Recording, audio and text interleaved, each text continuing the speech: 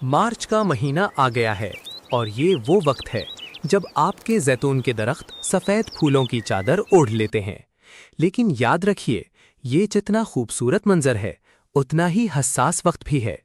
इस महीने की एक छोटी सी गलती, जैसे गलत वक्त पर पानी देना या गैर ज़रूरी स्प्रे, आपके पूरे साल के फल को गिरा सकती है।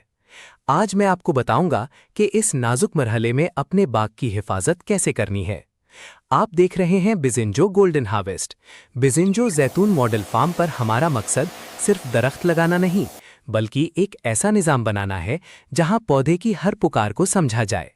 हमने यहाँ के कठिन मौसमों में जैतून को पालकर ये सीखा है कि कुदरत के इन तोहफों की कदर कैसे की जाती है।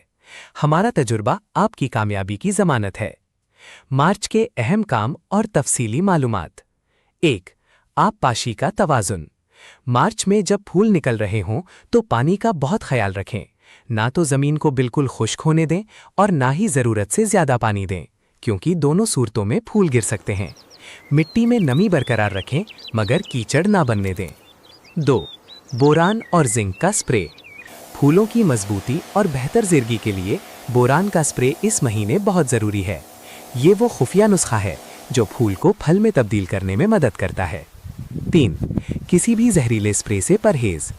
एक बात पल्ले बांध लें, जब फूल मुकम्मल खिल जाएं तो किसी भी किस्म का कीड़े मार स्प्रे हरगिज ना करें, क्योंकि इससे वो दोस्त कीड़े मर जाते हैं जो पॉलिनेशन में मदद करते हैं। 4. जड़ी बूटियों की तल्फी। बाहर के मौसम में जड़ी बूटियां तेजी से उगती हैं, जो आपके दरख्त की खुराक छीन लेती हैं। उनकी सफाई इस महीने लाजमी है। जैतून की ये सफ़ेद बहार मुबारक हो। अगर आप चाहते हैं कि आपके फूल सेहतमंद फल बने तो इन बातों पर ज़रूर अमल करें। वीडियो को शेयर करें ताकि दूसरे किसानों का भी फ़ायदा हो।